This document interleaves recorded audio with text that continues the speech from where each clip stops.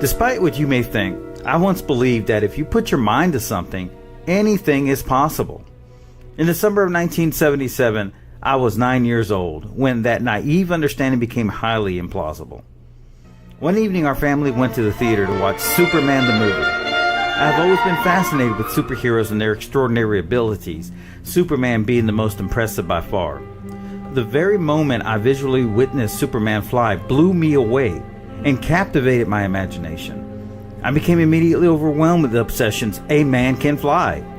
The experience flooded me with exhilaration as I absorbed every obsessive frame, enthralled with leaps, bounds, and the possibility of flight. Later, that evening at home, jumping on my bed, I had so many incredible visions dominating my every thought that I could barely contain myself. I would imagine I could fly and be a superhero just like Superman.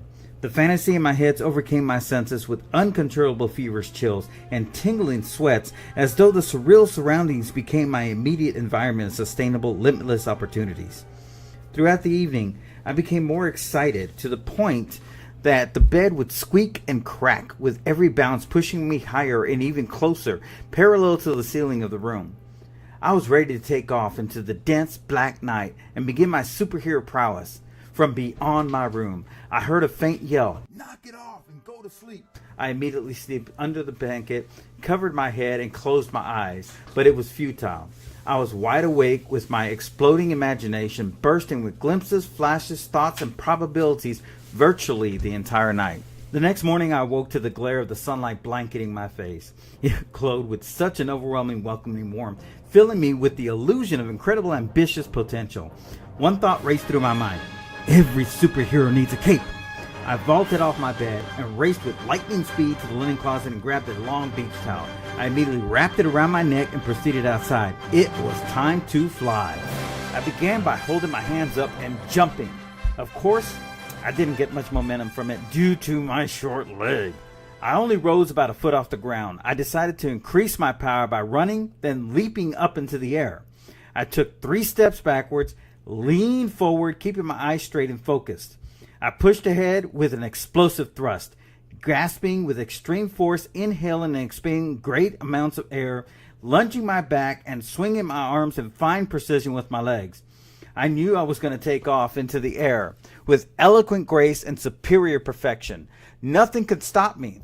I quickly reached the point of my imminent launch and departure into the stratosphere, swiftly erecting my arms forward once more to cast off.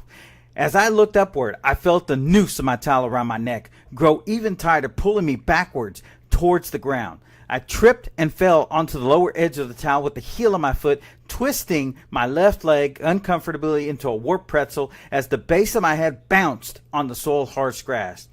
As I stood up, feeling more determined, I decided I needed to be elevated from the ground. Looking at an old oak tree I had climbed 1,000 times, it would be an ideal higher launching point. I climbed the tree, stabilized myself, and then jumped from the branch. I dropped pretty fast and rolled to the ground. I started to get frustrated, thinking to myself, how can I be a superhero if I can't fly? I came to the conclusion that I needed to jump from a higher place while running to start my flight. I looked upward, squinting my eyes aside the blinding sun and spotting the only place that would do for me. It was the roof of my house. I climbed the back fence and jumped to the ledge of the window and grabbed the lower gutter and pulled myself up. I stood at the edge of the center of the roof, intently gazing through the trees at the horizon ahead. I persuaded myself that this would work. All I had to do was believe. I closed my eyes, took a deep breath, and once again convinced myself that I would succeed because I believed. I opened my eyes with a small gulp. Anxiety tingled through my body as I began my descent down the side of the roof. I flared my hands out before me, leaned my head forward, ready to leap to my first flight into legendary prestige, establishing my new life as a superhero. Oh my, I thought to myself, this is going to be epic. I am going to be the most famous superhero ever. Superman will see me on TV and call me to be a sidekick. I will be an American icon. I was on the edge of the roof, gaining momentum. I closed my eyes, visualizing my first flight upward through the clouds, soar into heavens, circling the air at an incredible supersonic speed. As I continued my fascinating, flawless rendition, I slaved to my imagination. I slowly started to feel my body arching forward with the inertia of exponential acceleration. I surely felt it. I felt my body starting to take off. It was as though the swirling wind had grabbed my legs and lifted me up on a gust of air. I took my final step from the roof, and with my next immediate step, I felt nothing solid except for an increasing, uneasy gravitational drop. My foot kept advancing forward, reaching and feeling for some form of stable ground, but something tangible. But there was nothing, just emptiness, dropping onward, downward, and then...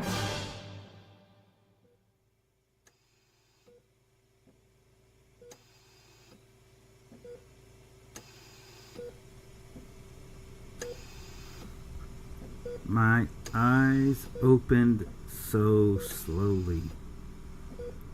I heard beeps and sounds, but couldn't make anything out. I kept straining my eyes until I noticed a figure in front of me. I heard a voice calling out my name, and I kept blinking my eyes trying to obtain a visual focus. I heard, "Can you hear me?"